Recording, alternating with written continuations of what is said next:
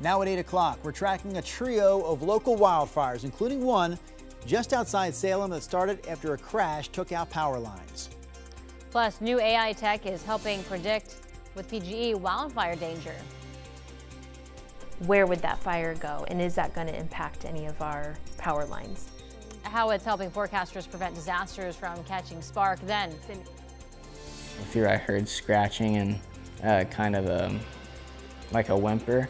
So I turned my head around the corner and I saw him just floating there in the washer. They're calling it a small miracle in Texas, discovered by a family after they returned home for the first time since devastating floods ripped through that region. and later, Portland could be at risk of losing millions in federal grants if they don't get rid of their DEI policies under the Trump administration's new executive orders. How this could affect the city. Ahead on KGW News at sunrise.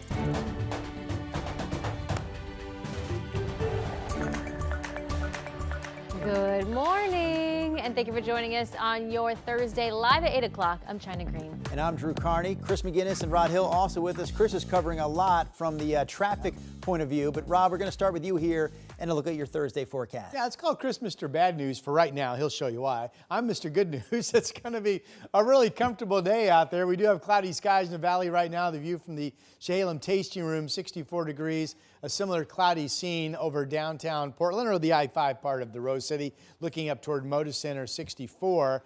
Eventually, we'll clear out of this, have a mostly sunny day, and the Mr. Good News part of the forecast really comfortable. I have 79 at 5 o'clock. Chris, I know you have a slowdown. Rod, right now, 3 big traffic alerts to pass along to you now. We pick it up in Marion County. I-5 northbound. Police activity has the Kubler Boulevard on-ramp to I-5 north closed. And you can see here as we put the red line on there, it is also impacting northbound I-5 traffic now quickly stacking up in Salem. I'll keep you posted on that. I want to bring you farther north into Tualatin.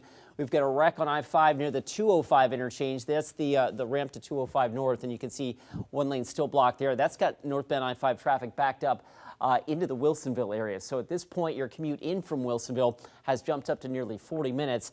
And last but certainly not least, we pick it up on the west side. The Washington County Sheriff on the scene of an ongoing fatal crash investigation. More on this coming up in just a second, but the traffic impact is that Southwest Farmington Road remains closed at this point between Jacktown Road and Clark Hill Road. And to get around this closure, for now, Rosedale Road to the north or Tile Flat Road to the south would probably be your best bet. Guys, back to you. Chris, thank you. And police in Washington County are investigating that fatal crash on Farmington Road that left one person dead. They say this happened around 2:30 this morning on Southwest Farmington Road. When police got there, they found one car had veered off the road and hit a tree. The driver was found dead.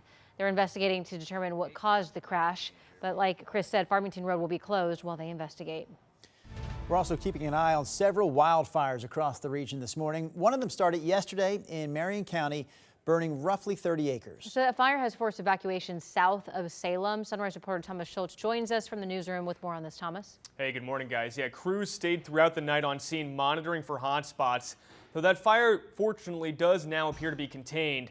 A small area with just a couple of homes are still under evacuation. All other orders have now been lifted. Still, neighbors are paying close attention to that wind. Sheriff's officials say the grass fire near Gath Road off Turner Road is where this was in Marion County. It started just before 2 o'clock yesterday afternoon after a car crashed into a power pole. The fire grew to around 30 acres, destroying 2 outbuildings, but fortunately no homes. A firefighter was hospitalized. Their condition is unclear right now, and while conditions have improved, neighbors continue to keep a close eye on that fire. I mean, it's kind of scary, but just because I got 3 boys, you know, and the one is just a newborn.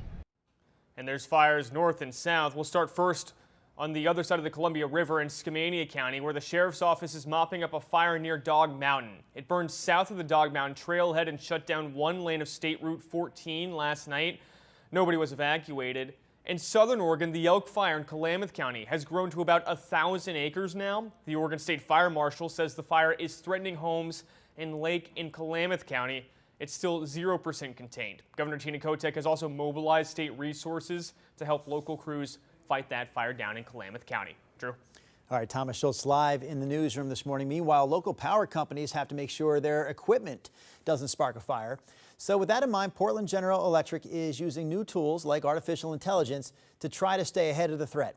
Chris McGinnis is covering this story for us. So Chris, what do you have? Well, Drew, PGE maintains more than 30,000 miles of power lines. Now, as conditions grow riskier, PGE is deploying real-time weather monitoring and launching its first ever AI fire modeling platform to help forecast when and where power shutoffs might be needed.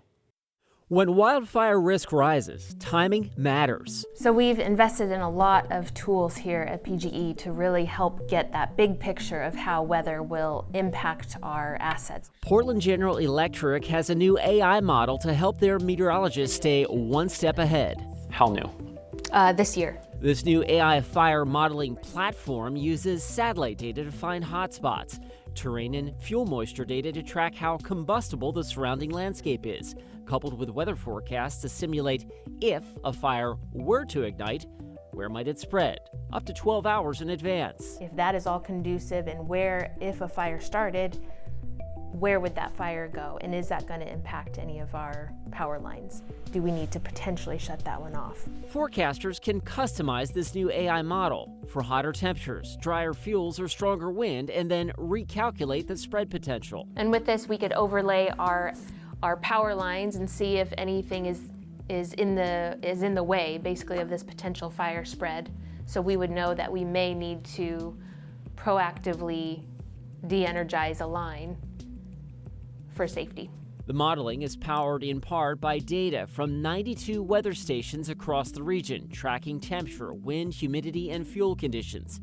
PGE is constantly adding to those. And that is to monitor these conditions and then look at the outages that may have occurred. Historically, given similar weather conditions, and then we can, really give like an outage forecast based on that. PGE's in-house meteorologists use the AI tool alongside daily coordination with the National Weather Service and fire agencies. We will talk pretty much every day, especially in the middle of fire season. We are on coordination calls with them.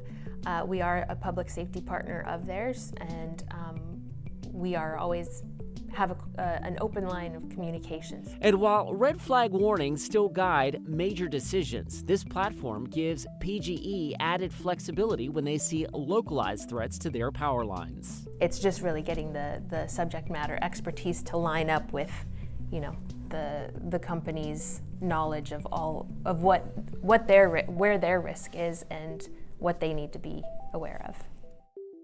So this new modeling system is just one of several tools added to their wildfire strategy this year. Combined with field sensors and a growing weather data network, PGE says that it's aiming to make faster, more informed decisions when conditions, I should say, turn dangerous. Thank you, Chris. And we wanted to remind you here that you can find continuing coverage of anything wildfires going on in our area anytime on KGW.com or on the KGW app. All right, a break from that with this. The cuteness factor at a high level this morning here on the Sunrise Show. It's National Kitten Day, and we've been celebrating out at the Oregon Humane Society's Northeast Portland shelter. You know the name of this cat? Einstein. We've got Einstein, just 4 months old. I guess I should say kitten, not cat, still a kitten. Available for adoption, even more so important. We also have, I believe, we have fewer pictures. Man, oh gosh. Oh, wow. Lots. We're not going to rip through all of them. Wrinkles. I'm just reading some of the funny Sure. ones. Dragon and tuna fish. What a name. Joey. I like when they're named like after human beings. Human beings? Yes. Yeah. Joey. Cleo. What else you got? Chonk. I'm curious about how that name came about. Pax. Murphy. There's a Murphy for you. Louis Biscuits. Man, I guess we could probably just sit here all morning and just rattle off these names and look at these cats. Or we could take a break and get it over to Rod Hill. So Rod, real quickly, Yeah. one more mention for the Oregon Humane Society, OregonHumane.org. All these cats and kittens we've been showing this morning are available for adoption. They're looking for homes. Maybe one of our viewers can help out. We're on camera. It was amazing, though. You guys know. Send us a photo of your mom, the most important person in your life, your dad, your family. Yeah, we get a few pics. Send us a picture of your pet. Oh, my gosh. Yeah. Bombarded. Yes, the animal photos blow up the system. No doubt. All right, good morning. We've been highlighting a dense fog advisory along the coast this morning. That's up until 11 a.m. Partial clearing is expected. We have clouds now more than not up and down the I-5 corridor, but Portland, Salem, and Vancouver expected to gradually become sunny today. And then you get east of the Cascades, and it's just like this. It's sunny skies. Here's the Oregon Veterans Home camera out in the Dalles, and you folks will be comfortable today. You're at 70 right now, but you're expected to easily hold in the 80s this afternoon. Winds west-northwest 18, gusting right now to about 28. Expected to be that same category throughout the day. So nothing extreme, just noticeable breezes, 15, 25, maybe a gust to 30 miles per hour. Here's the valley camera from the Reserve Vineyards and Golf Club in Aloha out in Washington County. You can see the clouds that we have right now looking off to the west. Temperature 64. Winds are light. Temperatures are very, very comfortable where they've been, right? 63 Hillsborough we saw, 63 also in Gresham and up in Camas and Vancouver. Any 63s? No, not here. 65 in Kaiser and 65 in Salem, reporting cloudy skies. Our gorge forecast today, we just saw that live shot from the Dalles. 87 for you folks, Hood River 84. Again, generally the breezes are 15 to 25 miles per hour from the west-northwest. All right, forecast weather map for temperatures later this afternoon. Here they come. We have everybody eventually today getting sun and expected to stay shy of 90. 85 in Madras, 87 out in Pendleton, 7-day forecast, 79 today. Really enjoy it. We'll be closer to 90 starting tomorrow. It will be a sunny, warm to hot weekend. We've already got an impact alert up for growing confidence of hot weather next Tuesday and Wednesday. We've got Wednesday at 101. That's a warm forecast, Rod. All right, let's get you out the door. And the I-5 drive from Clark County still busy. Crossing the interstate bridge about 17 or 18 minutes gets you in from Main Street to the Fremont. And that one jumps off the map at you, right? Northbound I-5 now about 45 minutes from Wilsonville. So here's the update. This earlier crash on I-5 near the 205 interchange, it looks like that's just now been cleared to the shoulder. So all lanes are now open, but obviously the damage done, so to speak, to the morning commute because we are stacked up back towards Wilsonville Road. In fact, I can show you that here. Door number 2 shows that lineup that extends back to Wilsonville and beyond. So 45 minutes now, that commute to get you in from Wilsonville to downtown. Over on the west side, you're looking live right now at Southwest Farmington Road. The Washington County Sheriff still conducting their fatal crash investigation on Farmington. We talked about this a few minutes ago. The traffic impact is that Farmington Road is still closed right now between Jacktown Road and Clark Hill Road. So your best bet to get around this for now is Rosedale to the north or Tile Flat Road to the south. We will keep you posted. Drew? All right, thank you, Chris. Still ahead here on Sunrise, a miracle in Texas. That's what they're calling it. A high school student returns home after escaping raging floodwaters. And when he gets back home, he found his dog. We're going to let you know in which home appliance that dog found safety. President Trump ramping up trade tensions again with a new volley of tariffs, especially for Brazil, where he cited the treatment of a longtime political ally as part of his reasoning. I'm Alice Barr in Washington with the latest details coming up. The KGW Plus TV app, streaming 24/7. Local news from the team you trust on your time. Track how the weather will impact your day. Certainly becoming increasingly hazardous. Extended, continuous coverage of breaking news live from the scene. That snowpack is still heavy. Go deeper with in-depth interviews and exclusive reporting. All the local news you need, live or on demand. KGW Plus. Download on your TV and watch for free.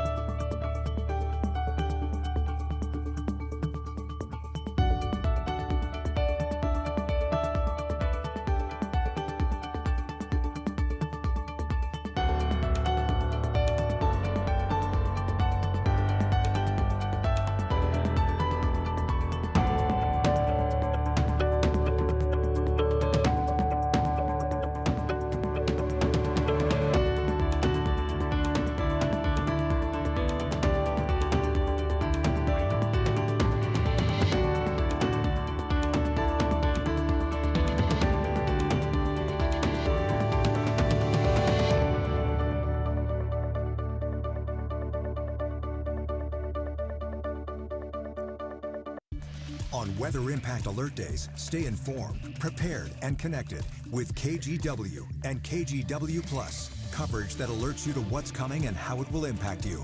Watch extended weather coverage on KGW Plus.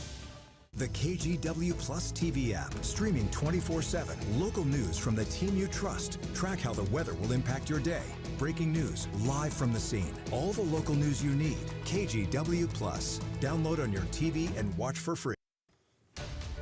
In Hunt, Texas, many people said that they only had minutes to escape the raging floodwaters last Friday. So this morning, we're hearing from a high school senior in that part of Texas who did all he could to save his entire family. Megan Reyna, with our sister station in San Antonio, has his story. It's another rainy day in Hunt, Texas.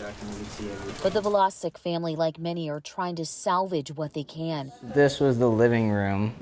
We had a chair there, here, and a couch there. Cody, a senior in high school, has spent his entire life here in a small neighborhood on the other side of Highway 39. Our back fence is where the 100-year floodplain ends, and we are 20, almost 30 feet away from that. This is crazy. Friday morning, his family woke up to the rain. Cody and his father went outside and realized the water was rising quickly. The river was to our back fence. He yelled to his parents that it was time to go, but amid the chaos, their dog had run off somewhere. Forced to leave their pet behind, they started making their way to a neighbor's house uphill. The water was at Cody's waist. The current, it almost tripped some of us. Within 20 minutes, water filled their entire home. He could hear neighbors yelling for help. It was a horrible feeling because you wanted to help them and you didn't know what would happen to them, but you knew deep down if you tried going out there, then something would have happened to you as well. All they could do was wait till the water receded, and when he finally made it back to the home, he was met with a small miracle. I had to break my window, and when I climbed through, I heard scratching and kind of like a whimper. So I turned my head around the corner and I saw him just floating there in the washer. Their dog was alive in the washing machine. But the grim reality is several people they know are gone or missing, including a neighbor who lives behind them. So even though this home is destroyed, this family is forever grateful. So you can replace a house, but you can't replace lives. Man, that one single story from Texas really tells the big picture story. It's crazy. I mean, if that washing machine, you can imagine that for how many hours it was probably just floating in those floodwaters, some 30 feet high, and it didn't manage to tip over. It's the only thing to save that dog from dying. But unfortunately, many of the neighbors there in that part of Texas weren't able to get out, did not get out in time. Over 100, counts well over 100, isn't it? Yeah. What I got from that was, imagine you're looking at property, and the realtor will tell you this. This is where the 100-year floodplain is, right here, meaning you're fine. Maybe every 100 years you would have water this high. Yeah, I would assume, I'm okay. That means you're basically nowhere near the actual bank of the river is what that means. Mm-hmm. And you saw the mud at the top part of their door. On the ceiling. Yeah, the ceilings. Okay. Yeah. It's a story we've been covering for a week. We're going to continue to cover the story. We do have a story brewing in our neck of the woods, weather-wise, Rod.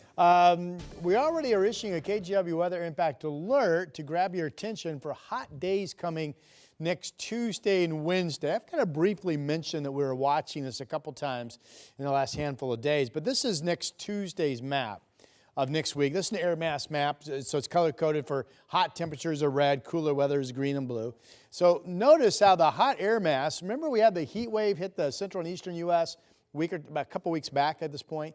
Well, next week, the hot weather migrates and sits out west.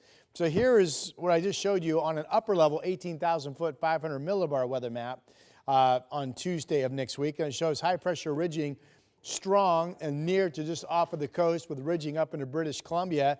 And if you look at everything going on here, you come up with the conclusion we're at least going to be 96, 97, and maybe we go 100, 101. So heat wave setting up for several days next week with the worst of the heat on Tuesday and Wednesday.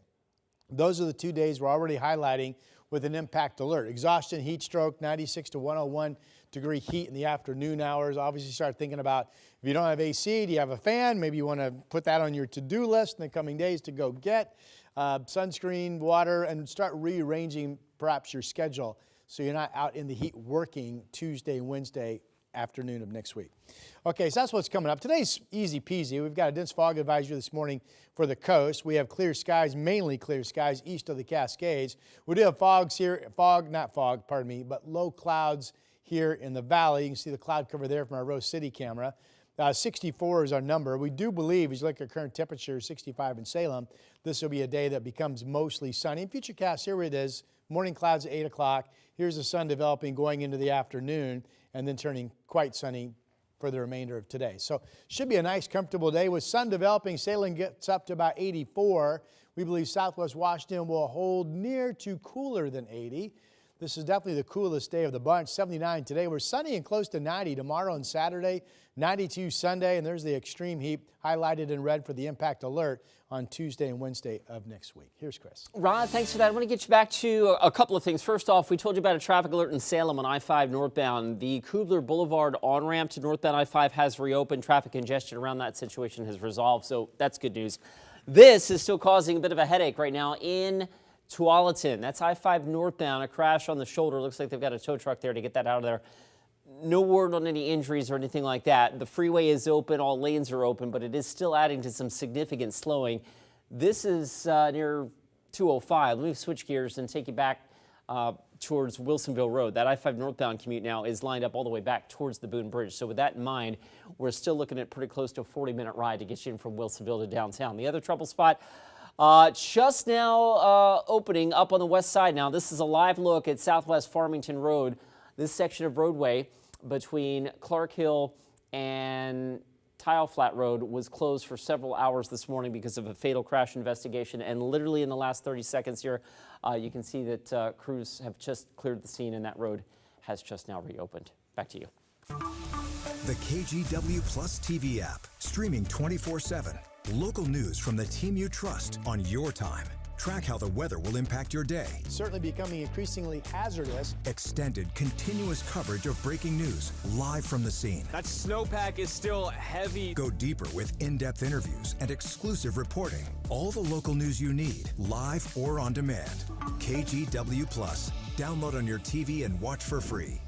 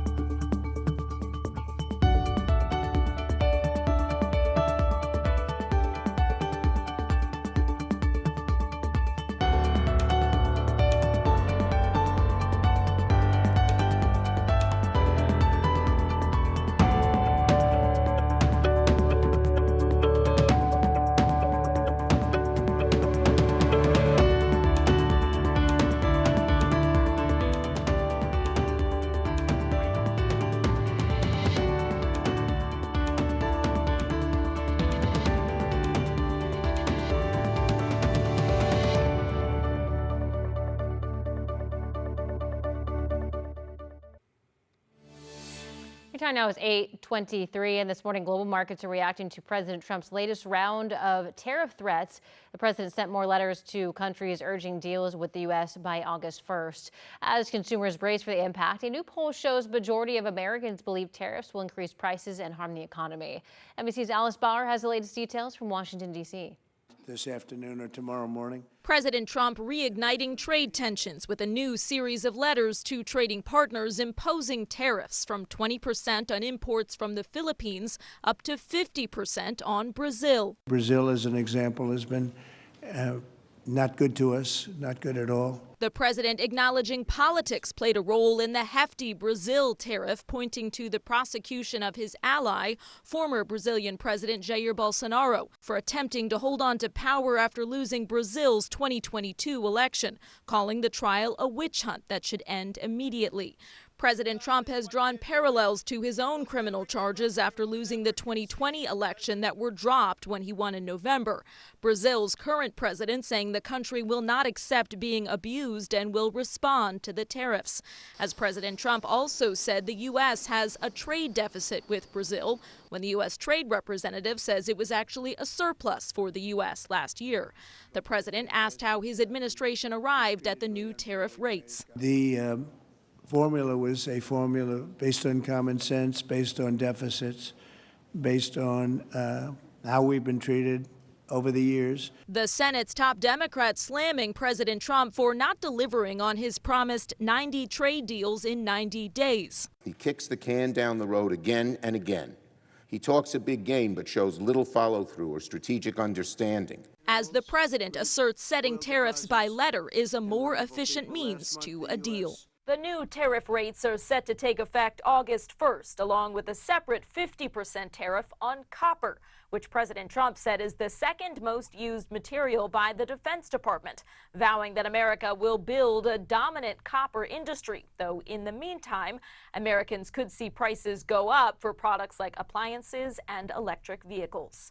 In Washington, Alice Barr, NBC News. Now to your morning rush. President Trump's push to end birthright citizenship is back in court today. A federal judge in New Hampshire will hear arguments for the first time since the Supreme Court limited lower courts' power to block such policies. Immigration attorney wants protection for all children and parents affected. The judge could still issue an order to stop Trump's policy nationwide.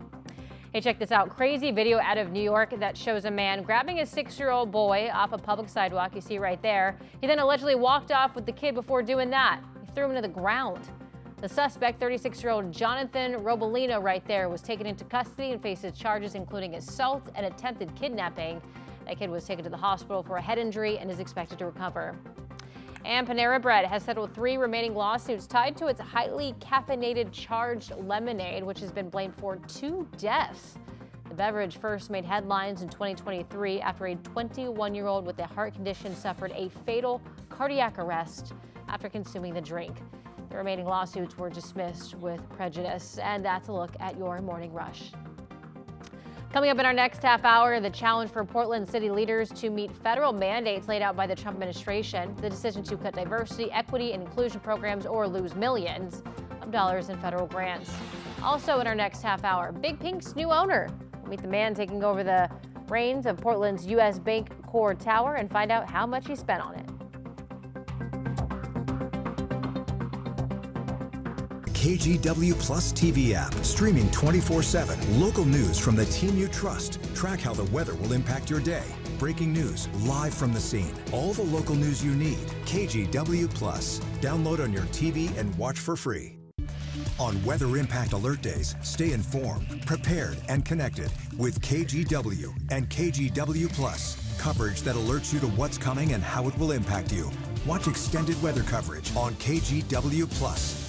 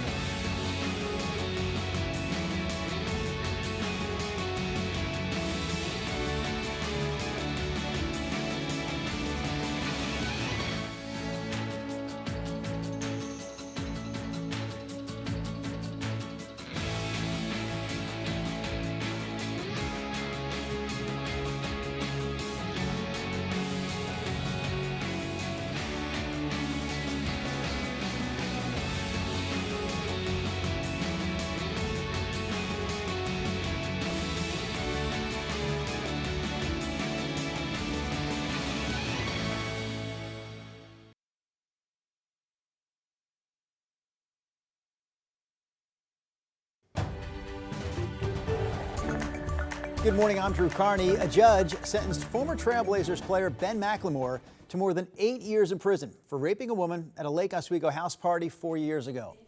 Last week, a Clackamas County jury found McLemore guilty of the rape. During the trial, the woman testified that she was incapacitated and unable to consent to sex after a night of heavy drinking. As part of his sentence, McLemore is also required to register as a sex offender.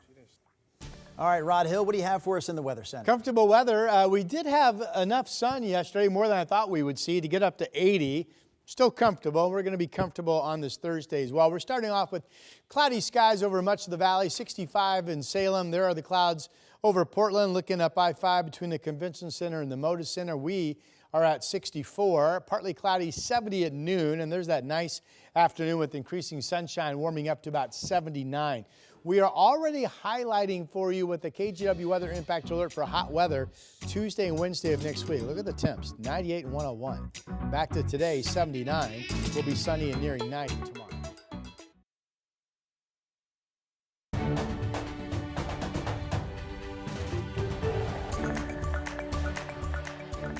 You know what time it is? 8:30. You know what day it is? National Kitten Day. I was going to say Thursday. I'm off. I'm wrong. Now, you're not wrong with saying Thursday, but let's get a little more technical, shall we? National Kitten Day.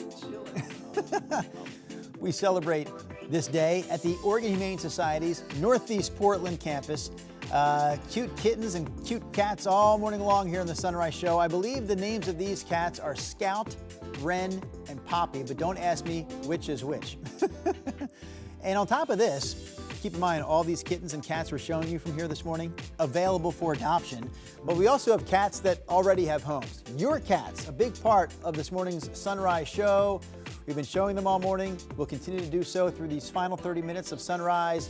And we thank you for joining us here for the 8:30 half hour. In fact, what do you want to say to those viewers out there, China? Good morning, and thank you for joining us. We are live at 8:30. We got a lot of news to get to. We're going to start you off with weather. Yeah, we have a nice day coming up. It's gray out there right now. This will be a very comfortable Thursday. Here is the Chehalem tasting room camera, what I like to call the barn camera. There you can see the barn and the vineyard there. Always pretty no matter what the sky condition. 64 is the number. There's that Rose City shot showing clouds over downtown. We had some clouds and then sun. Now we're back to clouds. 64. We do believe as we march into the afternoon, this will eventually become a mostly sunny day. 70 at noon and 79 at 5 o'clock. Good news that we have no advisories or alerts today, except for a dense fog advisory this morning at the coast. You folks expecting partial clearing in 60s this afternoon. But out east with no thunderstorm threat and no 90-degree temperatures, again, no alerts. 85 in Madras, beautiful sunny day for you. Pendleton, one of the warmer spots, but projected to hold in the 80s at 87 or 88. And here's our 7-day. 79 today, increasing sun going into the afternoon. Nearing 90 Friday and Saturday, 92 Sunday, and about 90 on Monday. And then already we're starting to hit this hard and alert you of the hottest weather we have seen so far this year. Tuesday, 98. We've got a 101 on Wednesday. Now, the following Thursday this morning, the models still say we break the heat and start to cool off. Here's Chris. Rod, thanks for that. An update on a traffic alert we've been following all morning. For about 6 hours, a stretch of Farmington Road was closed as the Washington County Sheriff conducted their ongoing fatal crash investigation. So the investigation's wrapped up. Farmington Road has reopened, and you're good to go right now on that side of town in terms of traffic. All right, let's get back to the freeway drive now. We'll zoom into Tualatin. That's our big trouble spot at last report. Earlier crash has just cleared near the 205 interchange, but traffic is still pretty thick all the way back to Wilsonville Road. There's the look right now. So we're running a little late and a little slow on that side of town. Here's a quick look at your drive time. 35 minutes right now gets you in from Wilsonville to downtown. And we'll keep it in Clackamas County. 205 southbound running thick here from just south of the Clackamas area into Oregon City and Westland, about 13 miles an hour, getting you down to the Abernathy Bridge. Drew, China? All right, thank you, Chris. Topping our news headlines here at 8:30, we know Portland leaders have some decisions to make after the Trump administration told cities all across the country they have to either get rid of their diversity, equity, and inclusion policies or run the risk of losing federal grant money. So the city has to affirm that it will follow all terms and conditions tied to the federal funding grants, which make up a portion of the city's budget. Alma McCarty explains. We get a lot of federal grants, about $100-ish million a year on the whole. They're primarily in housing, transportation. There's a lot in the public safety sphere as well. And a new fiscal year paired with a new administration, presenting new challenges to the city of Portland. We found out just in the last week that we now have the first grants coming forward where we need to make some decisions about how we work with the federal administration. On Wednesday, City Administrator Michael Jordan released a statement alluding to these decisions and how to respond, writing, in part, executive orders signed by President Donald J. Trump have reshaped the legal landscape for cities that operate programs focused on diversity, equity, and inclusion. In particular, the federal government could withhold grants from cities whose DEI initiatives are out of compliance with the executive orders. He says the city currently manages 126 active federal grants totaling $387 million. And last year alone, Portland was awarded $98 million in federal grants. We now need to look at the really important programs that those grants fund, and also the really important programs that the federal government isn't happy with, and figure out how we do our best to serve Portlanders. Exactly how the city will respond remains to be seen. We spoke with Council President Ilana Pertolgini and Councilor Samir Kanal. Sometimes that's called DEI, sometimes it's called inclusion, sometimes it's called making sure we're bringing everybody up as we do the work.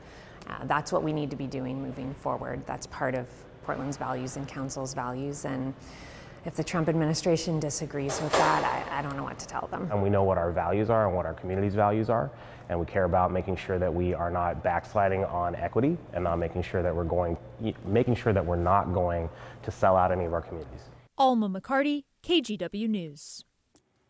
Oregon schools could lose more than $73 million after the U.S. Department of Education cut several grants. So these local cuts are part of nearly $7 billion that the Trump administration is withholding across the country from after-school programs, summer programs, and English language instruction.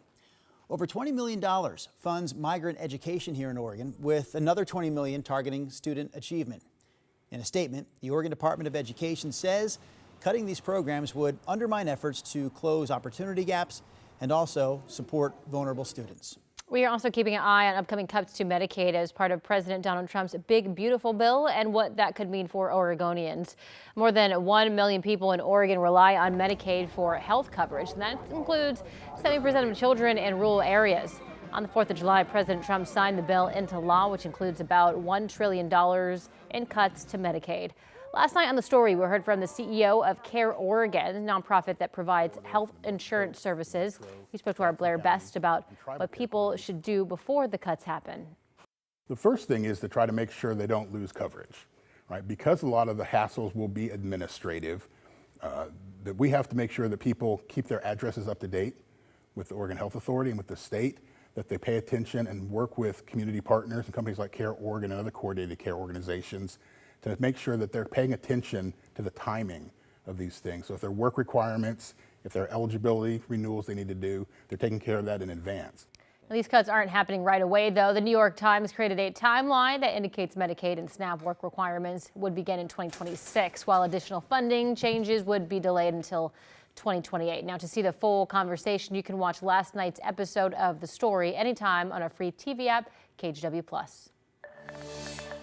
The Gresham Fire Department says 2 fires that happened Tuesday morning were intentionally set and likely set by the same person or people. One was at the East Portland Moose Lodge on Northeast Halsey Street. The other started a few hours later right across the street at Columbia View Church. That fire destroyed one of the church's back rooms, a room that was filled with toys and tools. Here's Gresham Fire's battalion chief talking about the potential connection between these 2 fires. We believe they are both so similar, with broken windows, 2 on each building, fire set through the window from the exterior. So that's why we're tying those 2 together. Both the church and Moose Lodge are open. Gresham Fire, meanwhile, is asking anyone with information about these fires to give them a call. Portland firefighters are heading to Coeur d'Alene, Idaho, for the memorial service of 2 firefighters who were killed while on duty. Early last week, Battalion Chiefs John Morrison and Frank Harwood were responding to a brush fire when the man accused of starting it shot and killed them. Authorities say he later died by suicide. The local team will have a fire engine in the procession, as well as pipes and a drum band and an honor guard. We're family. Events like this affect us. We grieve, we feel it personally. We want to extend our ability to create closure for the members in the organizations that personally lost their brother in this particular incident. We grieve for the families that lost their loved ones. Memorials are scheduled for today and Friday. A 3rd firefighter who was injured in the attack is recovering. A judge sentenced former Trailblazers player Ben McLemore to more than 8 years in prison for raping a woman at a teammate's house party. During the trial, the woman testified that she was incapacitated and unable to consent to sex after a night of heavy drinking. She spoke again during yesterday's sentencing, but we agreed to not show her face. Rape is not a word to be taken lightly. It's not something that should ever be used as a joke or a casual accusation. I fully understand the gravity of the word and the damage that it causes and the lives that it destroys. No amount of money could ever undo the damage he caused, and it wasn't compensation I was seeking, it was justice. Macklemore is also required to register as a sex offender. We're also learning more about a SWAT standoff Tuesday night that locked down a Milwaukee neighborhood. Deputies say 35-year-old Ryan Pittman pointed a gun at people inside a home on Southeast Monroe Street around 9, fired several shots, and then ordered everyone to leave. That prompted a shelter-in-place order. Crisis negotiators got Pittman to surrender just after 11 p.m., and now he's in jail on gun and probation violation charges. No one was injured. This next story, I think, China, caught both of our attentions. After just 2 months on the market, Big Pink, the downtown Portland skyscraper, officially known as the U.S. Bancorp Tower, it has a new owner. The Portland Business Journal reports that former telecom and auto industry exec Jeff Swickert bought the building in an all-cash deal. According to the Oregonian, he paid about $45 million in cash. Now, here's the craziest part of the story. 10 years ago, that same building, Big Pink, sold for $372 million. So from $372 million a decade ago to $45 million this year. That's the Big Pink story, Big Chris. 88% savings. Yeah, savings, we'll call it that. Oh my goodness. Okay, well, good luck with that. Iconic part of our skyline, right? Let's get you back to, well, not Salmon Creek, but Clark County. This is I-5 up near 179th. You're looking at the southbound commute here. The northbound exit ramp to 179th closed now between now and noon as WashDOT continues unveiling and installing some of their wrong-way driver detection technology. So that's happening today. The 179th Street exit ramp from northbound I-5, that'll be closed until noon. I-5 southbound, the end of the line has made its way down to the Expo Center, but still heavy the rest of the way down into the Rose Quarter, 18 minutes from Vancouver to the south. Good news down in Tualatin earlier. I mean, the traffic's still thick, but the earlier crash that was really snarling things here has lightened up significantly. So with that in mind, the drive getting a little bit better-ish, 38 minutes to get you in from Wilsonville Road to downtown. And last but not least, over on the west side, we told you about this fatal crash investigation on Farmington Road earlier this morning. Just to let drivers know now that Southwest Farmington Road has reopened near Tile Flats. So you're good to go on that side of town. Drew. All right, thank you, Chris. Still ahead here on Sunrise, hundreds of local kids learned some football skills from an NFL pro who played at Clackamas High School. It's a really cool story about someone who has not forgotten where they're from and is always looking to give back. We'll have it for you right after this.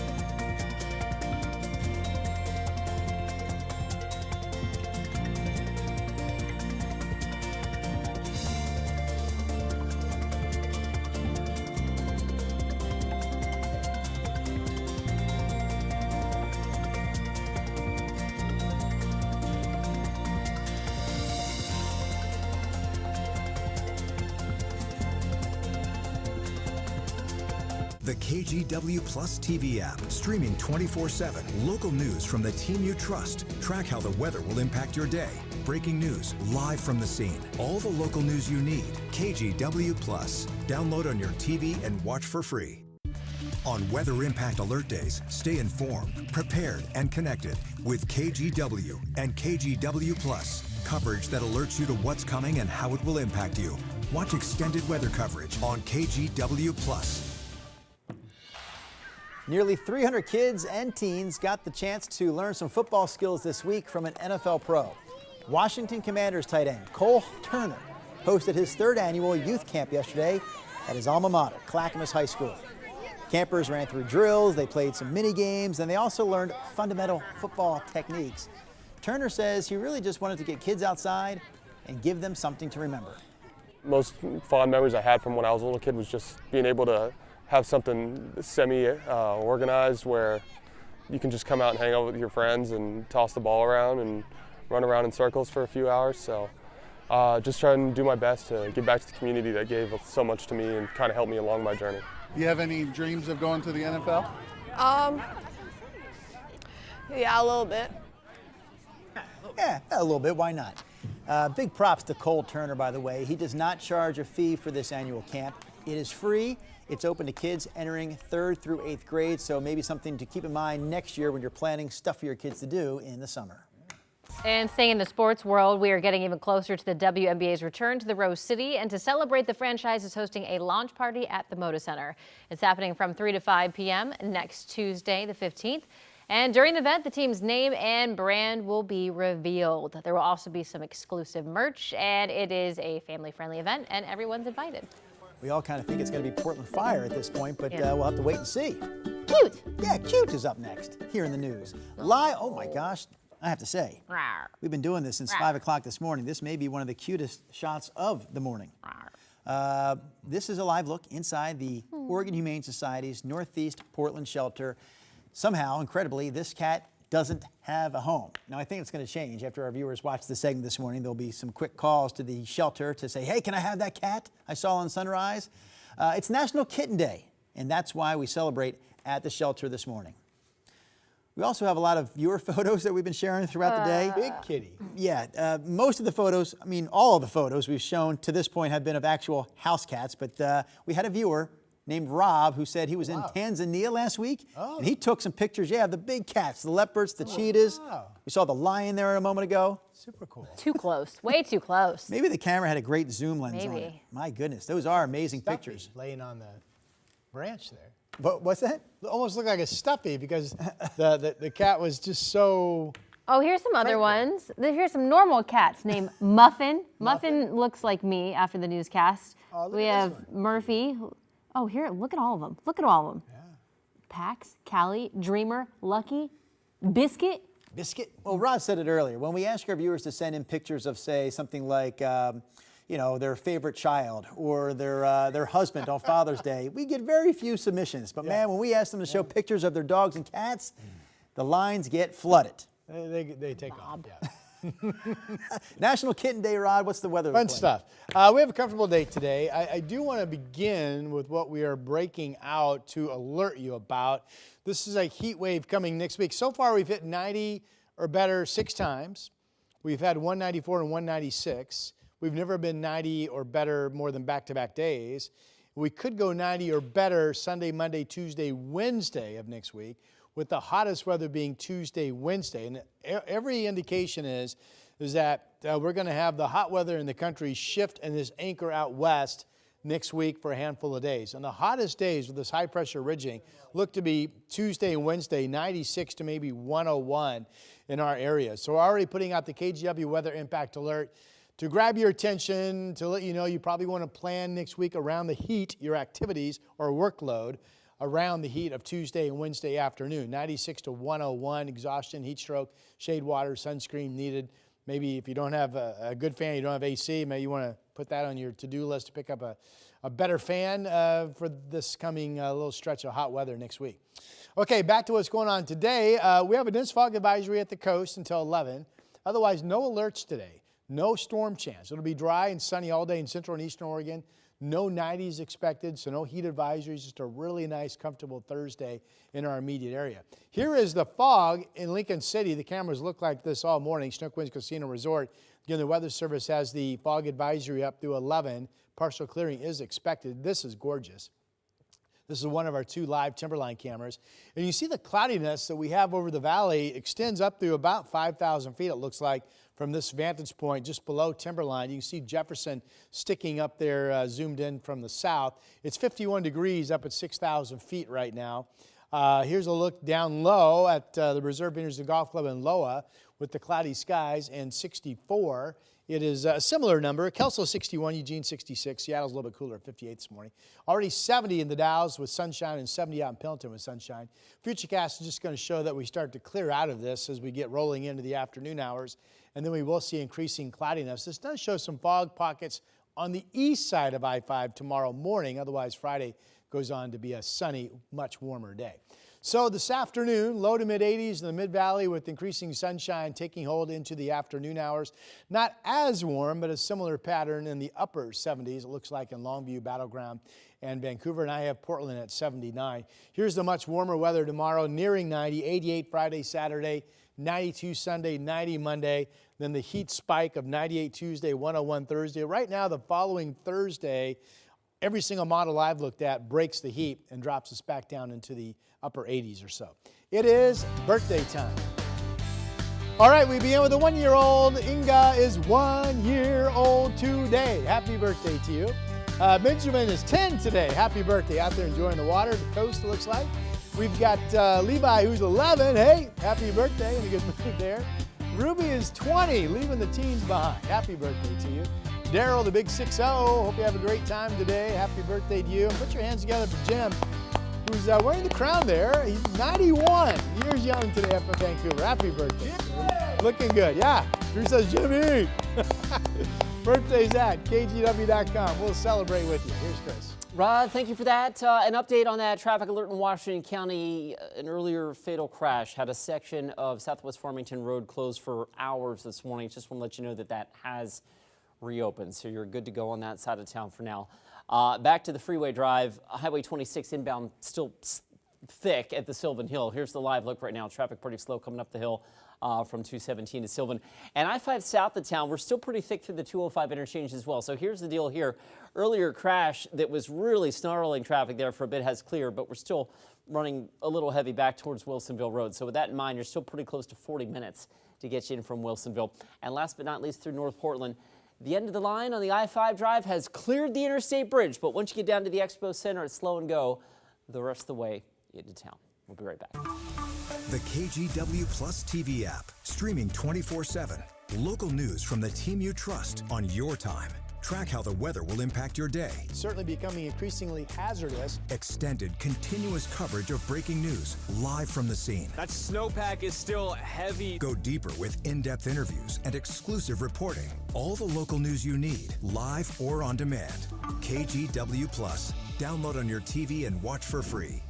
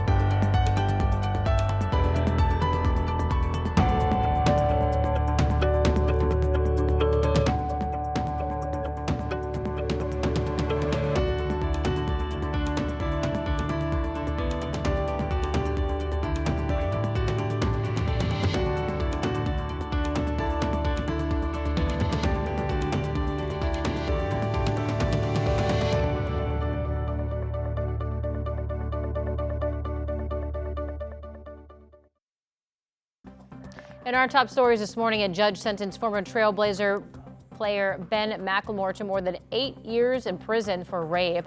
The case stems from an assault that occurred at a Lake Oswego house party in 2021. Last week, a Clackamas County jury found McLemore guilty of rape, and during the trial, the woman testified that she was incapacitated and unable to consent to sex after a night of heavy drinking. McLemore will be required to register as a sex offender.